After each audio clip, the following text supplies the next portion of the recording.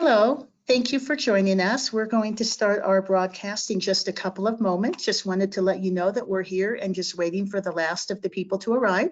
So we'll be starting in just a couple of moments.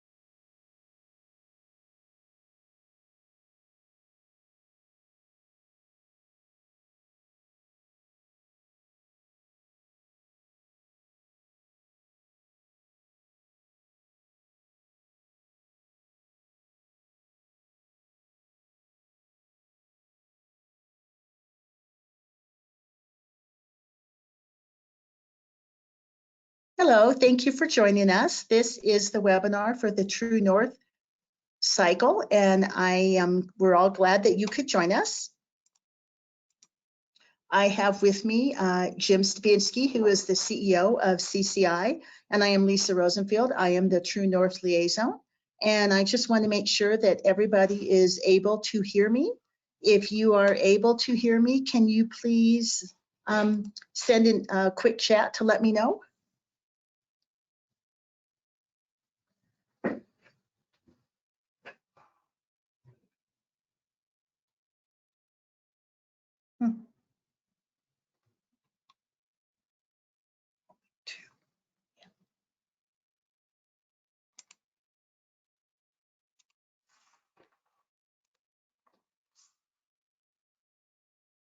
I don't see any.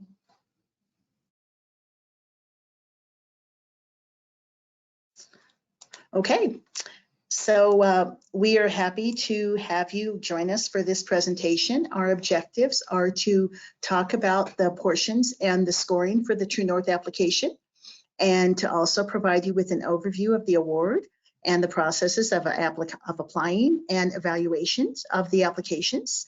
And then we're also prepared to answer questions that you might have at the end of the presentation. So we'll go ahead and get started with the mission and vision for CCI. And as you see on the screen, the mission is that CCI promotes certification and continuous professional development, which drives safe, quality patient care. And our vision statement is that we are a growing community of lifelong learners for whom CCI is a catalyst and integral partner. And we also have a new statement to share with you for this cycle. It is our DEI statement, our diversity, equity, and inclusion statement. And it indicates that CCI leadership, management, and staff and governing bodies support the fair treatment and dignity of all humans. And we as a certifying organization do not discriminate among candidates regarding age, sex, race, religion, national origin, ethnicity, disability, marital status, sexual orientation, or gender identity. So again, to review, we are recording this webinar and it will be ready on the TrueNorth portion of the website. And we'll answer questions at the end, but if you have any questions along the way or after, please feel free to reach out to me. My email is up here, and my phone number is as well.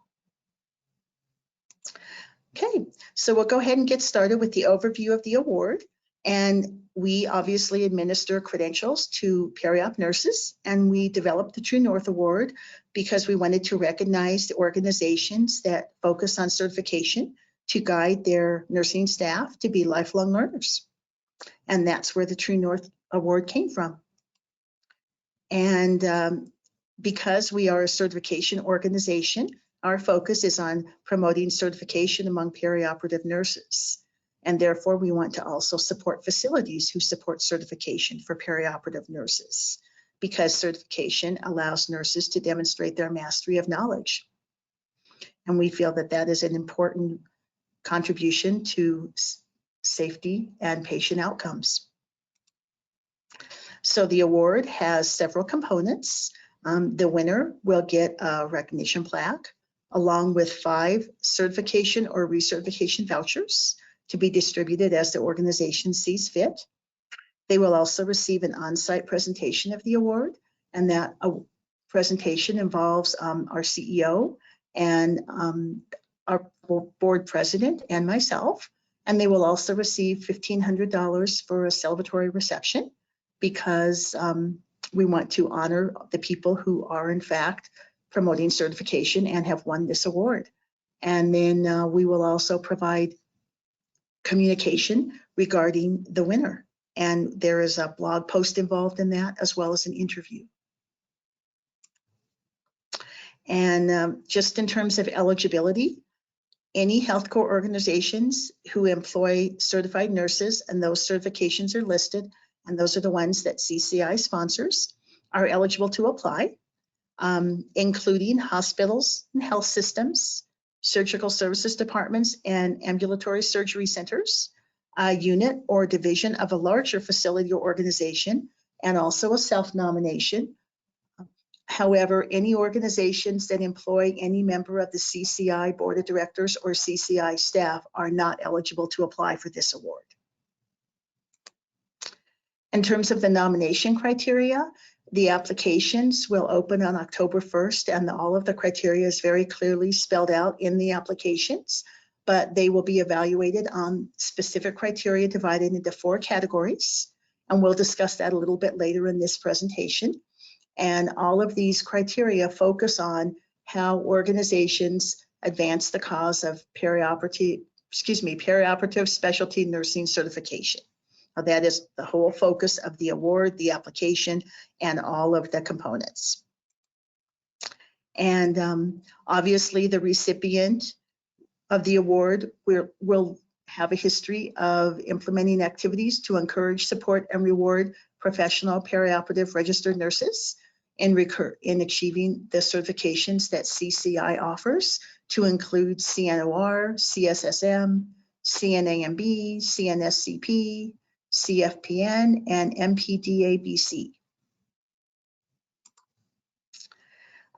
In terms of the application, there is an independent selection committee, and that is appointed by the president of our board of directors, and it is comprised of board of directors who will review the applications and rate them and score them. We will be announcing the winner in Q1 of 2022. And there's a disclaimer there as well that these awards are conferred at the discretion of CCI, and CCI reserves the right to substitute awards, and there are no legal claims possible against CCI arising from the selection of award recipients. And just as another note, all of the submissions become property of CCI. So dates to keep in mind: October 1st, the online application's open. And if you go to the website, in the TrueNorth portion of the CCI website, there is an Apply Now button that you'll be able to access the application through. And the applications close on November 30th and by 11:59 p.m. And regretfully, we are unable to accept any applications after this time and date.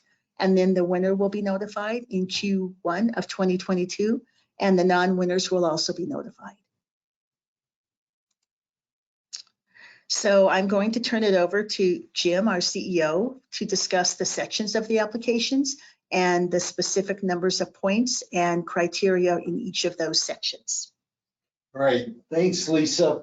So these are the main categories, the distribution of points, and we'll advance here, and I'm going to discuss each one of these in further detail. So the first is a calculation. This is not a scoring by the selection committee, the simple calculation. So the total, your workforce statistics are worth a total of 10 points. So we do this computation, we ask you to give us the numbers, we do the computation, then we simply rank them and distribute the points. So the total number of certified full-time equivalent perioperative nurses divided by the total number of full-time equivalent perioperative nurses that are eligible. So Lisa often gets questions. We help you with this calculation. We anticipate questions. And so this is all of your credentials. So current eligibility requirements, we anticipate this covers just about every perioperative nurse. They're eligible for one or more of our credentials. The one important point of distinction, now that we have CFPN in the mix, is nurses that are in your department that are in orientation or being precepted, they are not fully autonomous in their practice. Those are the only ones you would not count in this calculation. So basically, anyone working in your department, not on orientation, and then the total number that are certified. If they hold multiple certifications, it only counts once. So if you have 15 nurses in your department and 15 of them are certified and some hold more than one certification, it's 100%. If you have 20 nurses eligible, 20 full-time equivalents, 10 are eligible, you would have 50%. That would be your percentage, and that would show you where you rank on the scale. And we just rank them. So whoever, and we typically get this, if you have 100% certified, get 10 points, and then 95% or if you have 95% certified, 9.5%. 9.5 points, and so on down the line. This is a smaller percentage of the total award. I will tell you this is a recent change, and it markedly tightened up the scoring. So this is a simple distribution on a scale. And that's it, Lisa. And that rubric is for category 1 is posted on our website along with the rubrics for categories 2, 3, and 4. So you can see exactly what we are looking for. And that table for scoring percentages and points is also posted in the rubric. So you'll be able to see that on the website. But if you do have questions about your calculation, please reach out and we are happy to help you with that. And we often get questions before. It's very good to go over these numbers before you apply, because you may want to work this to your advantage. If you are the supervisor in an ambulatory surgery center and you're part of a larger system and you're at 100% at your surgery center doing great things, you may want to submit as your own little unit and not be part of a larger application. These are very good questions to call us and talk to Lisa or Jim. We'll help you sort this out. All right, let's go to the next category. This one should be easy and a solid 10 points. Let's go over a couple things here. You need 2 letters of endorsement. They are 5 points each. A letter from the chief nursing officer endorsing your application, and then either the manager or director of surgical services. Here are a couple of things where groups fall short in their application. We advise you to help them write these letters, go over important points. There are certain things you need to cover. We don't want a generic, glossy, happy letter that says, I think Susie's doing great things in surgical services, she should get the award. No, we need evidence of supportive certification so they kind of echo the great things you're doing that you've listed in your application that's helpful. Specific examples are great, and do them a favor and spell check this for them. That will cost you points. Grammar, spelling, punctuation errors, and it should have a hard signature on the application. I would also advise you, do not hand a form letter to the CNO and the Director of Surgical Services, put their name on it and have them sign it. The judges will figure that out. They're going to read both letters side by side. So you need to put a little work into this, but these are the basic points you should cover. If you do this and you check it carefully, 10 points, 5 points each letter. All right, now, category 3. These are the subcategories. We're going to cover each one. Important points to remember: clarity of your presentation and the readability are important. Each of these have a 500-word limit. We do not accept pictures, graphs, tables, etc. Supplemental materials, no. And we truncated 500 words.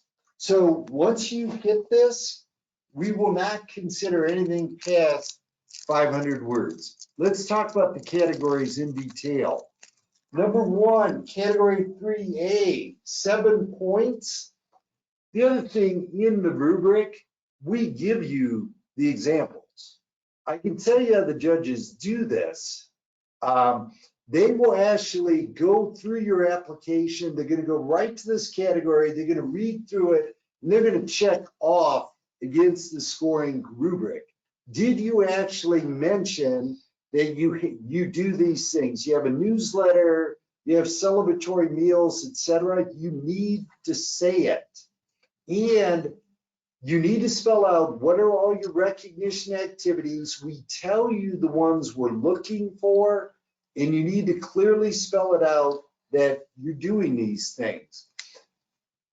We do not necessarily need complete sentences. Some people do an introductory paragraph and then they do bullet points. That is fine, but you do have to spell it out. If you don't plainly say that you're doing it, your written work is all that we have to go by. So that's category 3A, recognition activity. Category 3B, organizational recognition, again, 7 points.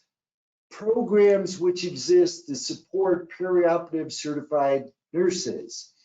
There's a number of examples in the materials. Here are some, and this is not an inclusive list.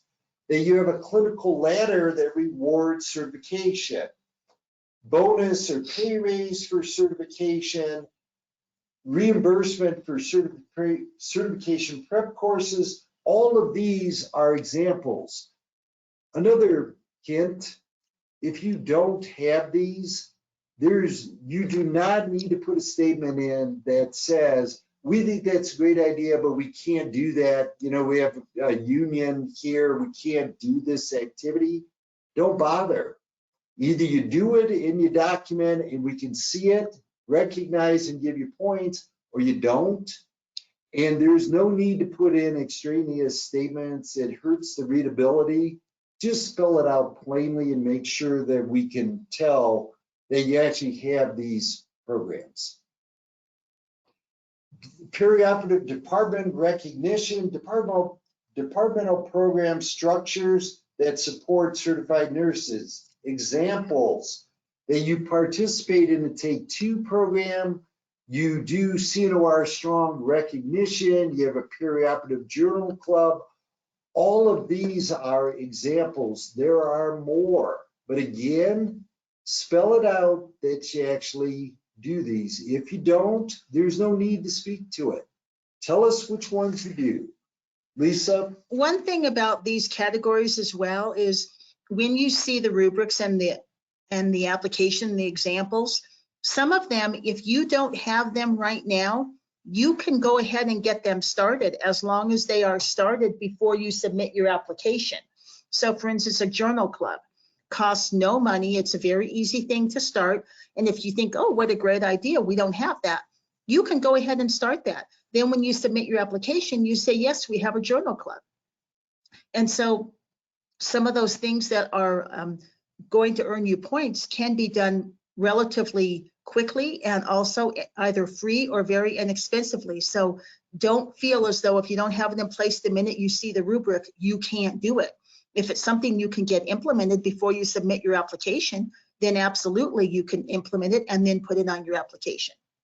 Right, and Lisa, to clarify, the period covered by this application is the years 19, 20, and 21. Is that correct? Correct. And that is also in the rubrics on the website. It tells you the 3-year period where your activities must fall. So there's nothing that gives you more points if you've done it for 3 years than if you've done it for 1 month. Okay, but another point, there's no need to document an example that a member of your staff wrote a journal article that was published in 2012. Right. That doesn't fall within the period Correct. covered by this award. To Lisa's point, let's go back again to the journal club.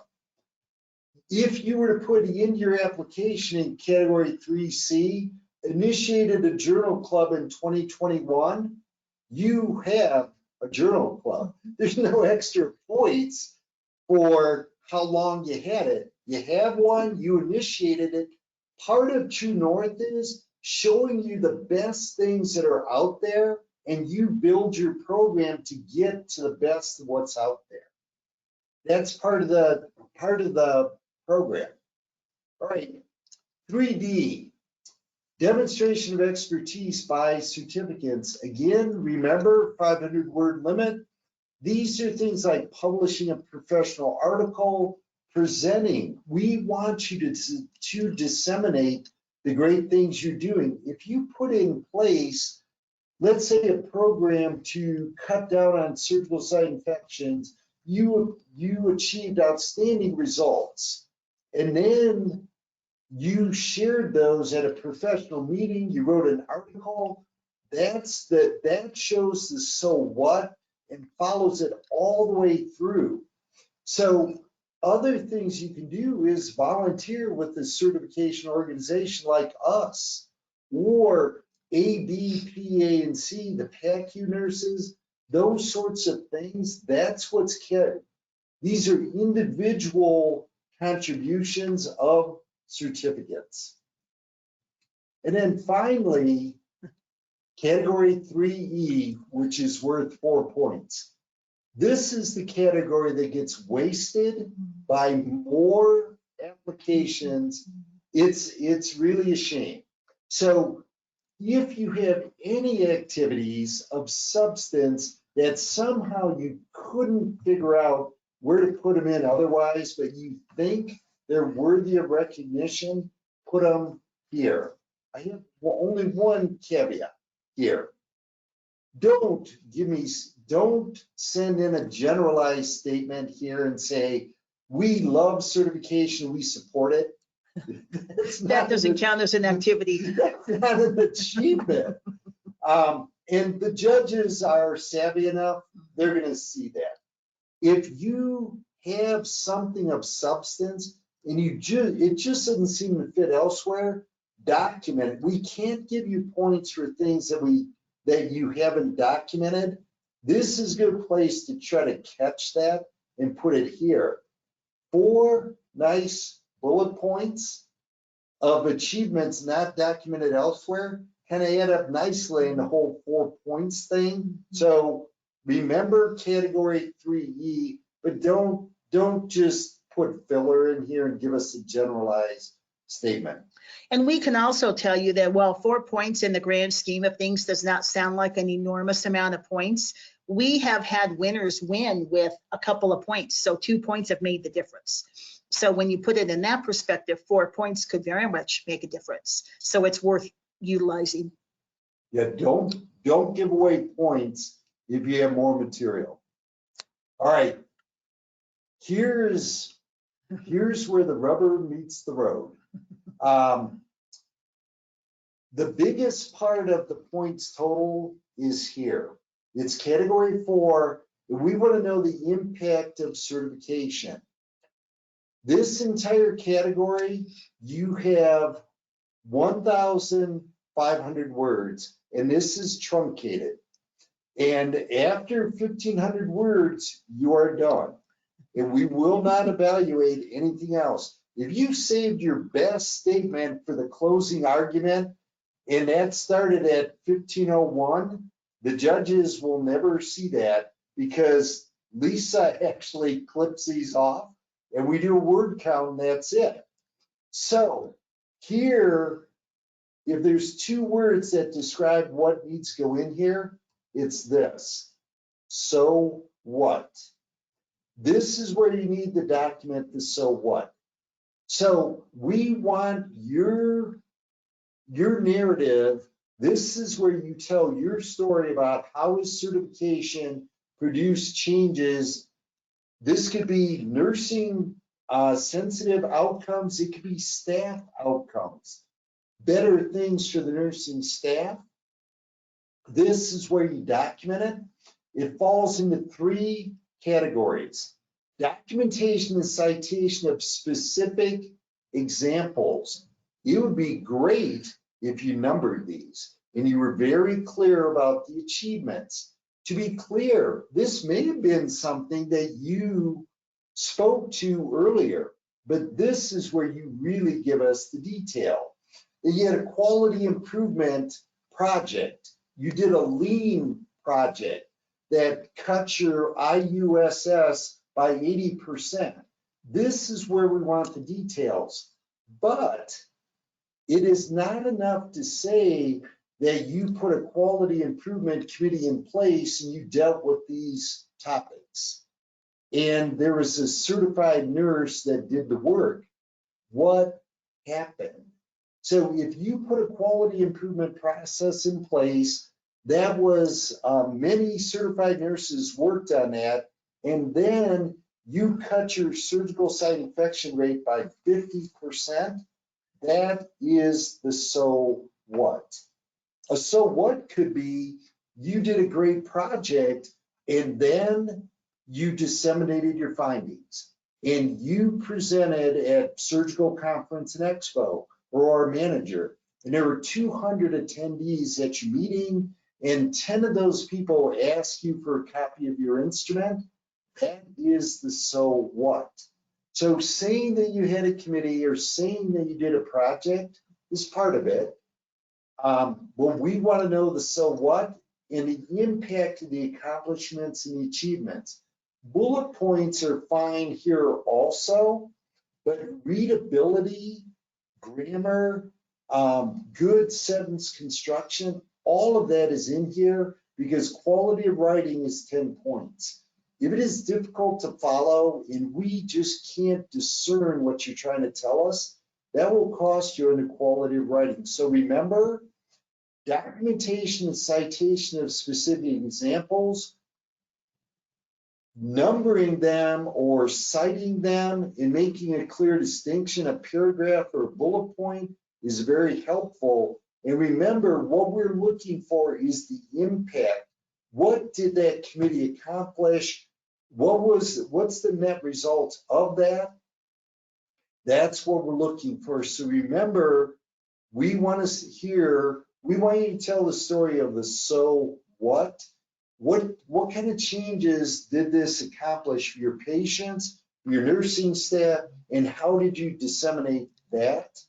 Doing great things at some little hospital outside of Austin, Texas, and I'm looking at you, past winners. Those are great things. What's even better, share what you did. All right.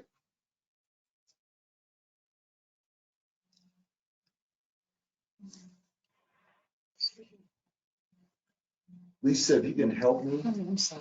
Yep, let's go to, Here we go. let's go back to one, previous slide. Yep, there. Okay. All right, so some points, and Lisa may chip in because Lisa sees all the applications first. Carefully go over the application instruction. You need some lead time to get these letters of support, so start on that early. At least tell them you're going to return soon, and you're going to need these letters so they can start thinking about them. Share the criteria that we're looking for. Look at the application, go over the scoring rubric, and then if you need to, contact us and we will answer your questions, help give you direction, and help you to sort things out to put together a quality application. We cannot write it, but we've been doing this for years. We give you advice. So please go to the website and review all the materials. Remember this, all the activities and accomplishments that you list, you tell your story about, must have occurred between January 1st of 19 and the last day of November when you turn in your application of 2021, roughly a 3-year period. All right, Lisa, any other thoughts? I would just recommend that when you're going through the application, don't be prepared, don't expect that you will finish it all in one sitting, because it's not that kind of a process. So I would recommend maybe taking a category at a time and doing it thoroughly, saving your work, and then going back to the next one. And don't expect that you're going to get that all done at one time, because it's a very arduous process and it's robust, and we want it to be high quality. We want to be sure that you have a chance to brag about all of the things that you're doing. And if you're in a time crunch or you're just not allowing yourself enough time to get it done, then it's difficult to convey all of that information to us and our judges. So Lisa, the application itself, is there a cut and paste function that you can put text in?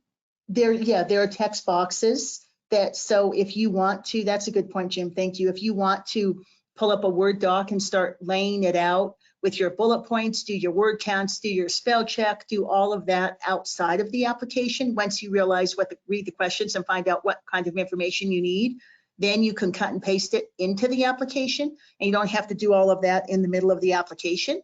And that will not only save you some time and some grief, but it'll give you some time to really lay it out the way you want to lay it out before you get in the middle of the application, where the formatting and stuff might throw you off a bit. Thank you. Yeah. That's a good point, Jim. Yeah, we advise you to write your narratives, write out all your stuff for 3A, write out all your stuff for 3B, spell check them, let more than one person review them for readability. And then when you're satisfied and it looks good, then paste it into the application. And Lisa makes a very good point. Don't try to get this application done in one setting. And Lisa, does it have a save function? Yeah, there's a way that you can save it and have an ID to go back and retrieve it. So then just plan on doing a bit at a time. But if you follow the way Jim did it, you could save all of your documents and work on them as you evolve, and then put it all that information into the application at the same time. And then that would work. It's just, you wouldn't be able to you shouldn't count on being realistic to write the application all at one time. But if you wrote it in sections outside, externally in a separate Word doc, got those all reviewed and spell checked, etc., then you could easily get it all put into the application at one time. And that would be feasible.